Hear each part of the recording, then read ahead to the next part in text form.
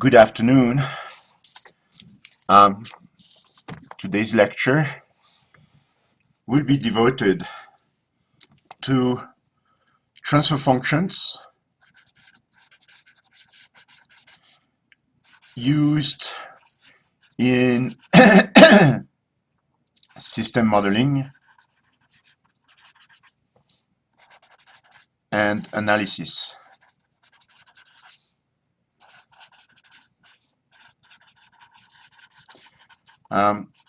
To a large extent, we have already seen some of that subject, and today we'll just try and formalize a little bit that transfer function business in a way that it is intuitive and simple for you to use. I will also cover some aspects of the math of transfer function analysis, trying to link it to concepts that you have already heard of, especially in linear algebra. So, to begin with, let me just outline the plan of the lecture. First, we write from dynamical systems to transfer function. Okay. Second, we will discuss how to use transfer functions in general. Then we will do a link to linear algebra, including the core concept of eigenvalue and eigenvectors.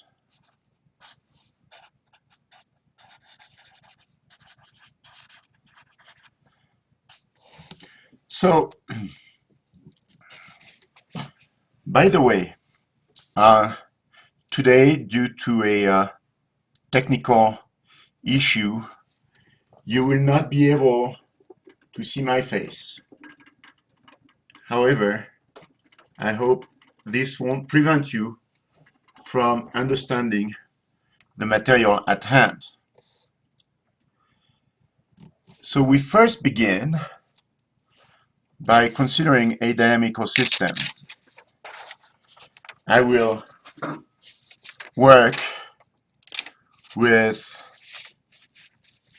a simple example that we have already seen a couple of times. We take a mass, a spring, a dashpot, and we link all these together. We add to that a force F that acts on the mass M, and we measure the position X of the mass. We add the stiffness K for the spring and the drag coefficient mu for the dashpot in order to end up with a well understood system. What I will discuss is how we go from this system description to what is called a transfer function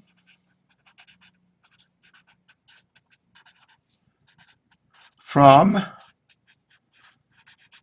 the input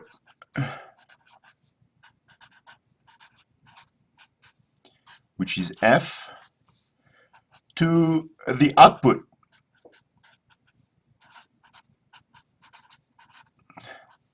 that is x. Now, rather than talking to you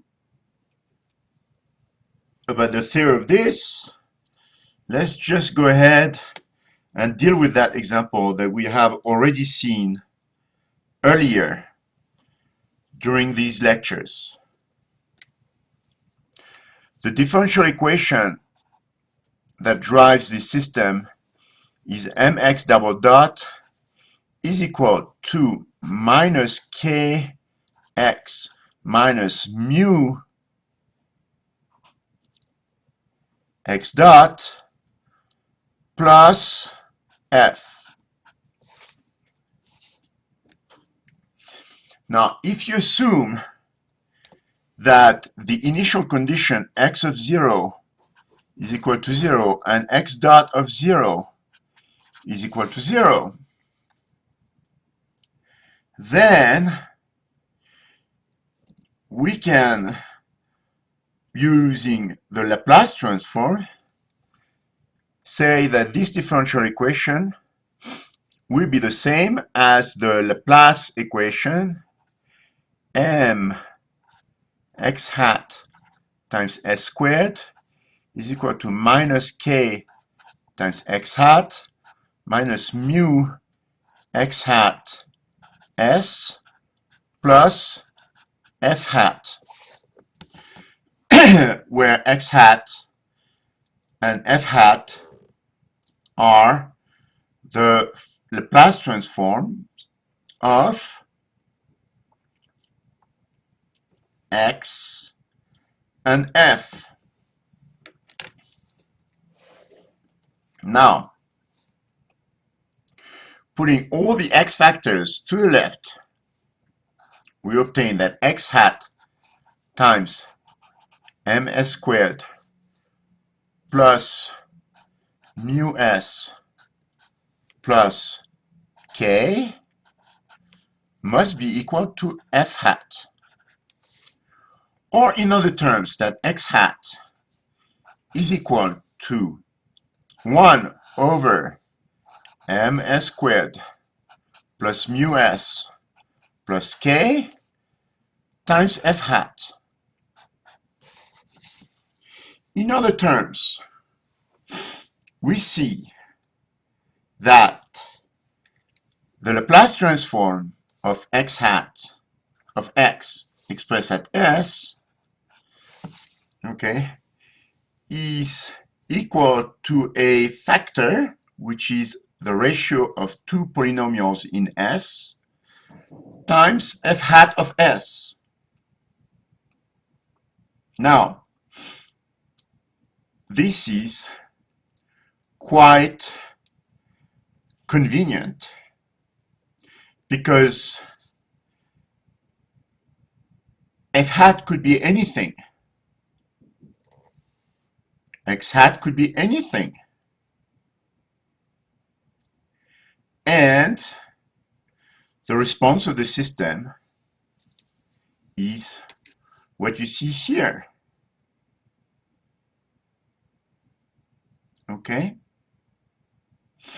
So as soon as you know f hat, you can compute this quantity, multiply it by that, and you get x hat of s. Now, how can we use that? Well, we can use this to compute the response of the system to a variety of inputs. So, for example, we have seen before that is f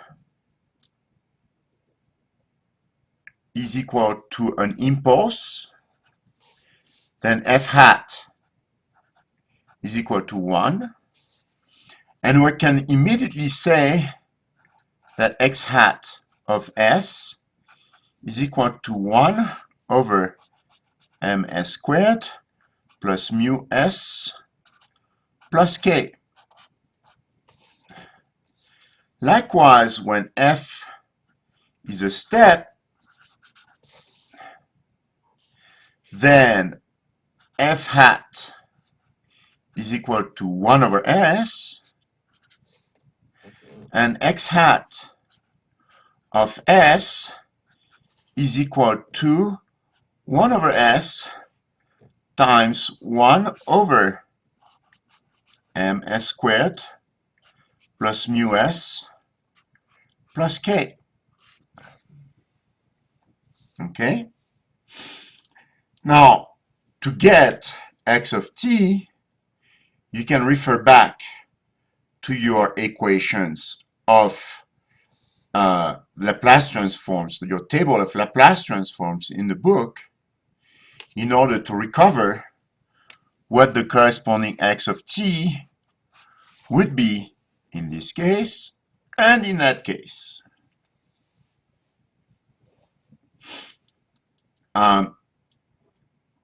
The value of the Laplace transform and the transfer function approach, where the transfer function is this thing here, okay? So that is what's called the transfer function.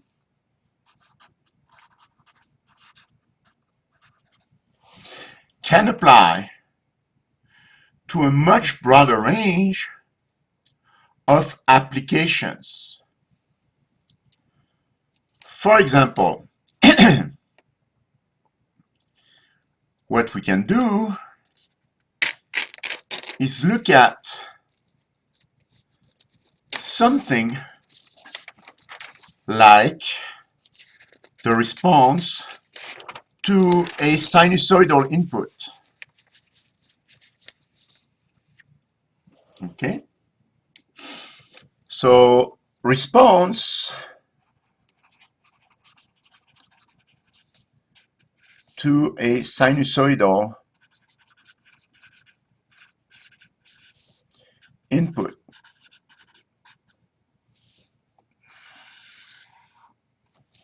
Well,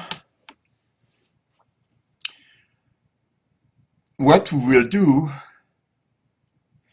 is, instead of talking about sinusoidal inputs like cosine and sine, okay, we will put our system through a force F, which is equal to cosine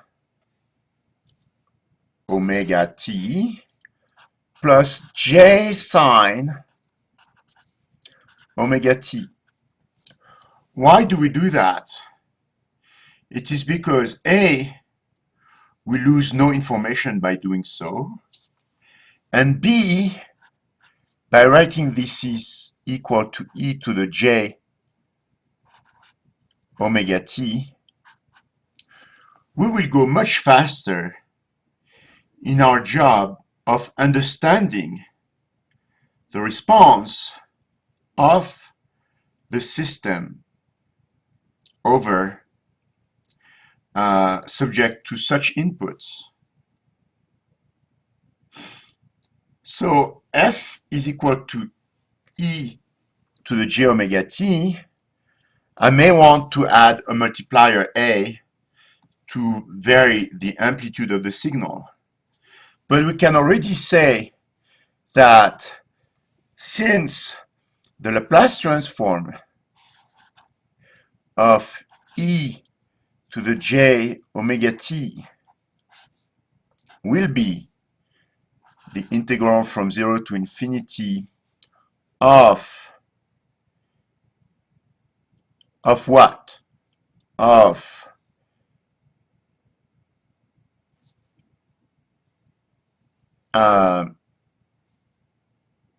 e to the minus st e to the j omega t dt. That is the integral from 0 to infinity of e to the minus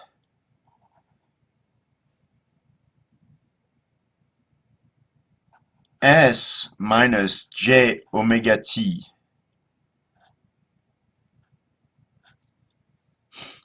dt,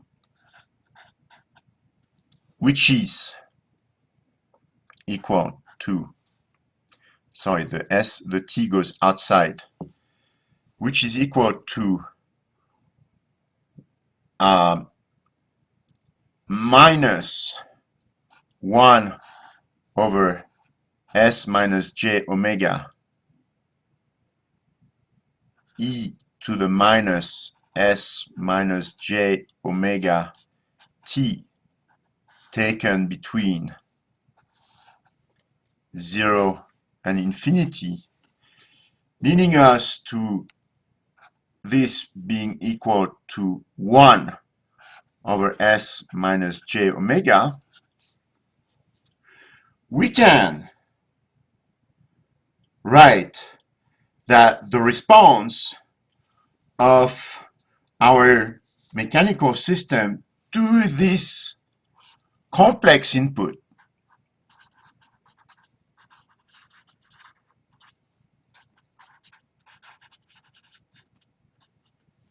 but it is really the response, the simultaneous response of this guy plus the simultaneous response of the same to this guy will be equal to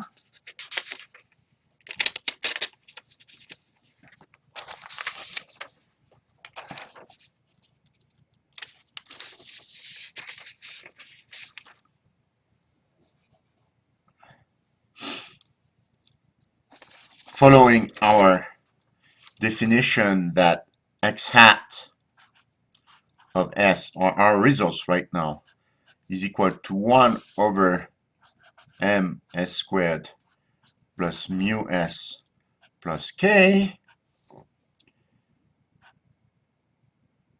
times f hat. We find that for this sinusoidal input, x hat of s is equal to 1 over m s squared plus mu s plus k times 1 over s minus j omega.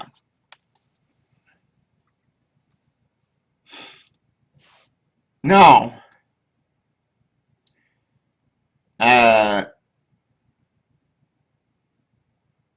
another way of looking at this is to say that if the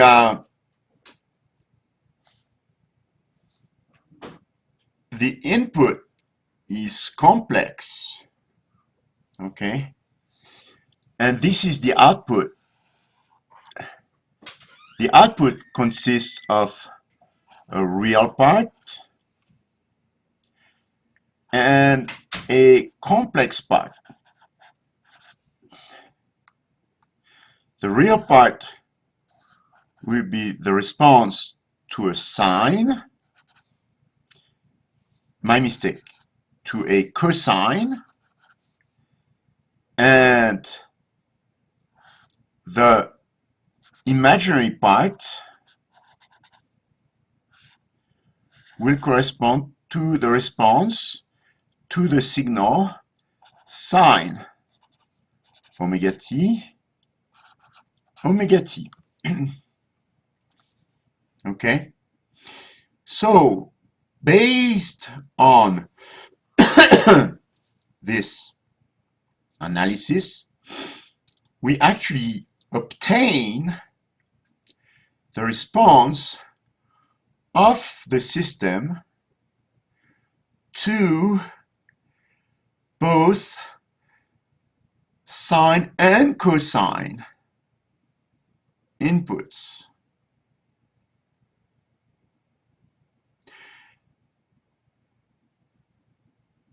So